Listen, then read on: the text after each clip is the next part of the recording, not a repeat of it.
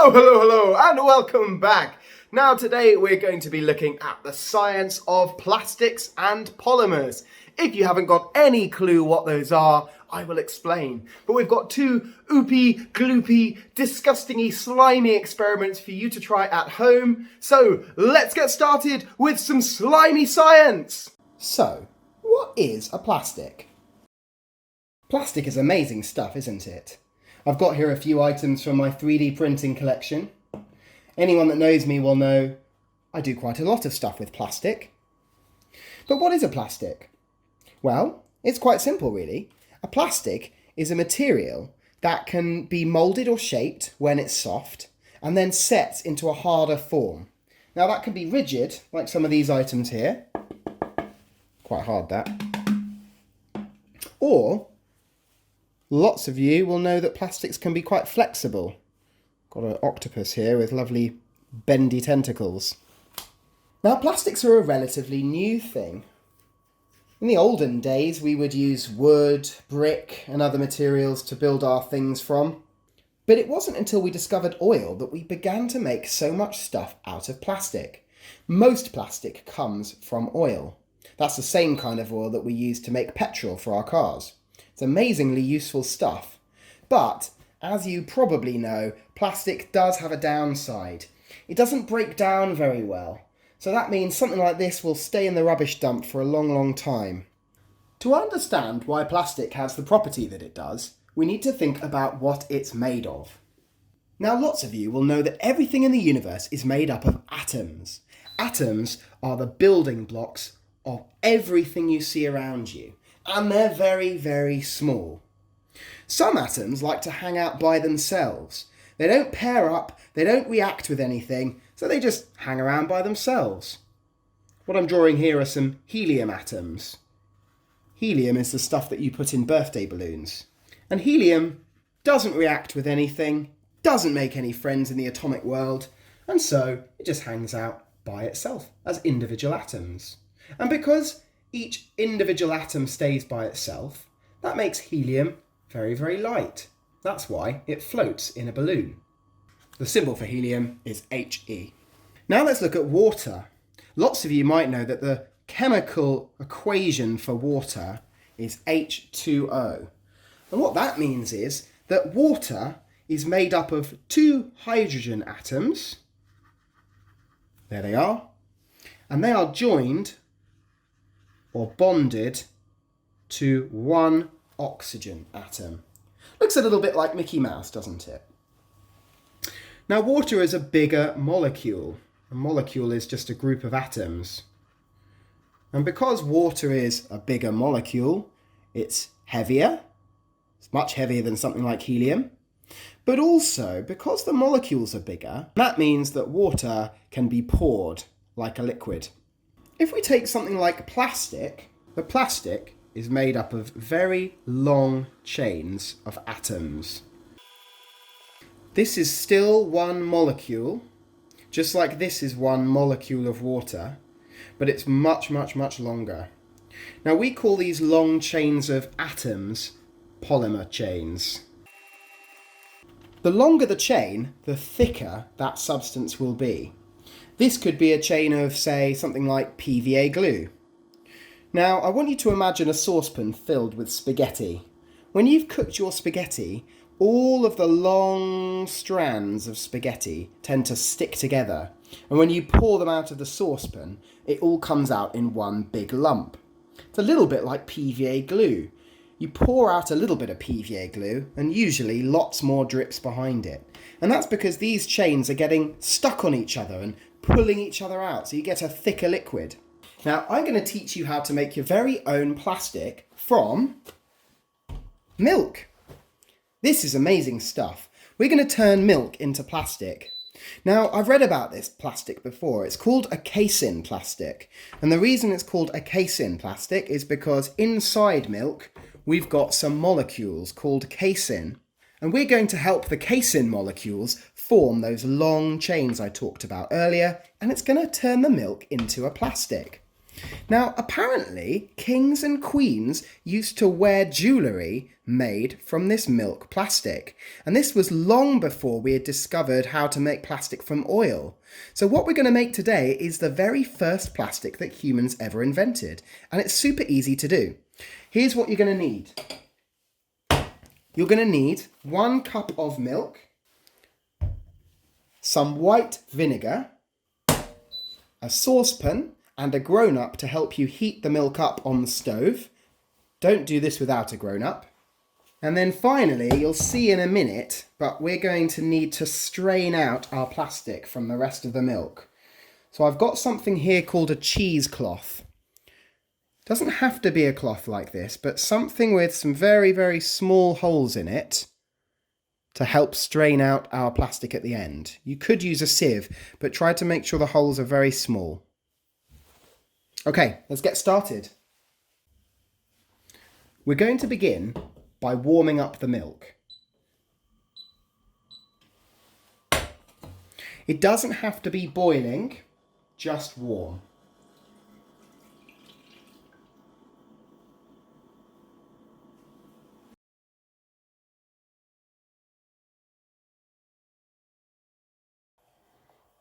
Okay, the milk is just beginning to steam. You don't want it boiling, so I've turned the heat down. You just need the milk warm. Okay, if you start to see it boiling and bubbling, get it off the heat because you don't want to burn your milk. So we've warmed up the casein molecules that are in this milk. We're now going to form our milk plastic or our casein plastic. Now we're going to add some vinegar to the milk and it's going to form lumps. This is a process called curdling and it's going to create the curds and the whey.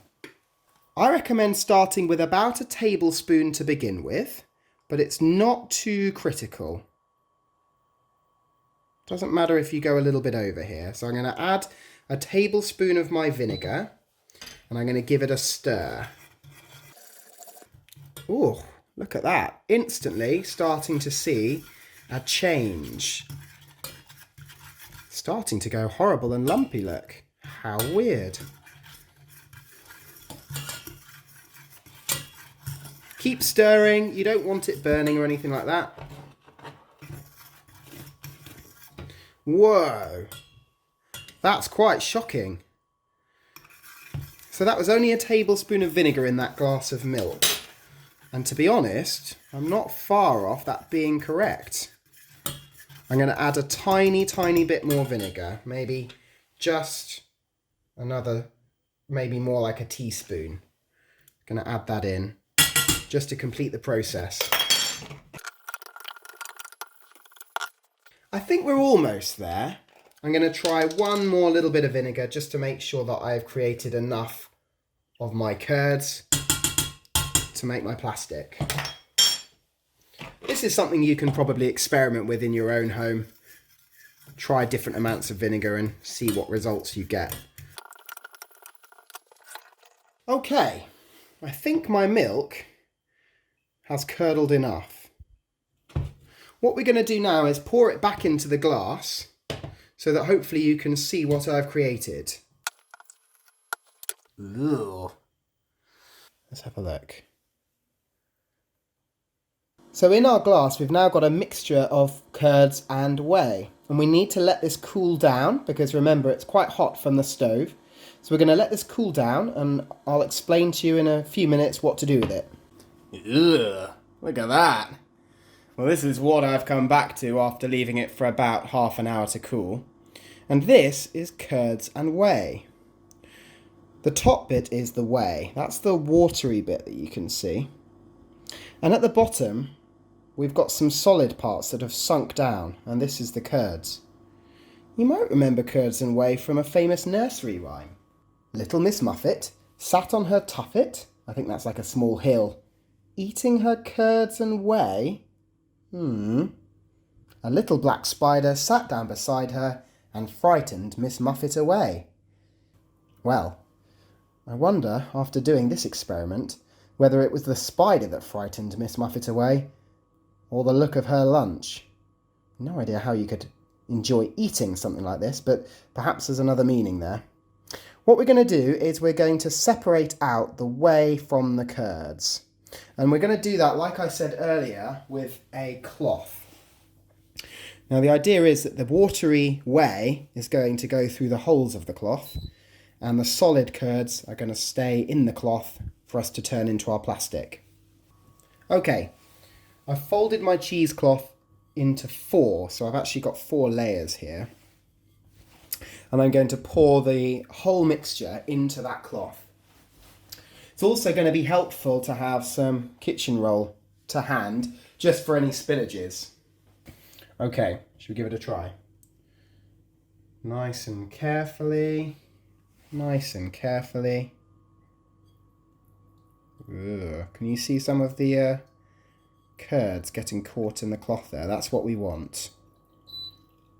Ugh. Dinner is served, boys and girls.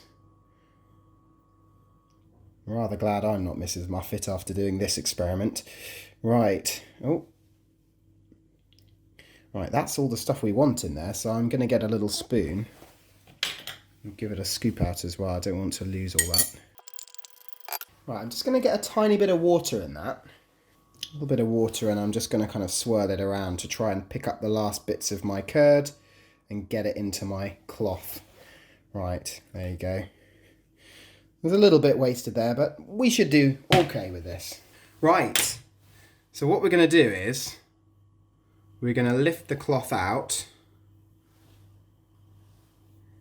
and that is the whey. We don't need that, so we're going to throw that away. Throw it away! Oh, never mind. Right, give the curds in your cloth a little bit of a squeeze if you can. Squeezing out some of that liquid. Okay, so I've got my solid curds in here and my watery whey, which I'm going to pour down the sink. Okay, let's see what we've got. And there it is, look. This is our milk plastic, believe it or not. I'm going to carefully remove it and show you. Wow, it's already quite amazingly flexible, although it's a little bit crumbly. I don't know if you can see that. So it starts off a little bit crumbly. Now, I've heard that you can stop it being as crumbly by adding some more vinegar at this stage and just letting it soak for a little while. So what I'll do, I'm going to just dry out my bowl. There's a little bit more whey in there. I'm going to place my curds into the bowl, and I'm just going to pour in a little bit more vinegar. Okay, I've changed my mind. I'm going to put the vinegar in a smaller container. Hopefully that way we'll use less vinegar rather than filling up that whole bowl. Okay, this looks good. Okay, so I've got my polymer, my milk plastic, in some ordinary white vinegar now. And I'm going to give a little push like that. There we go. I'm going to let it soak for, let's say, another half an hour. Now I'm going to repeat the process of straining out my curds.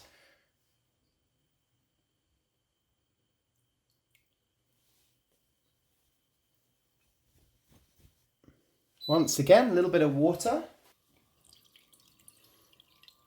That will rinse some of the vinegar off your curds as well.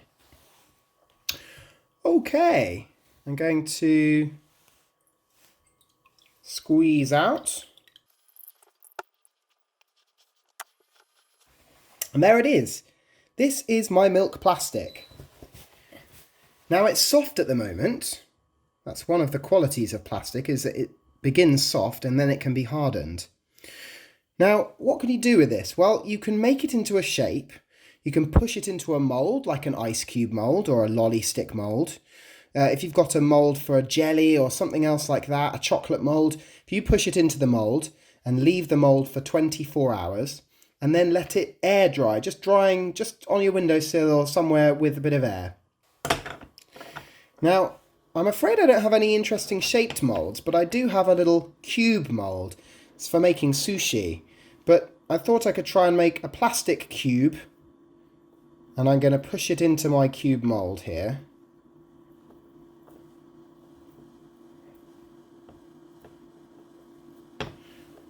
Like this, look.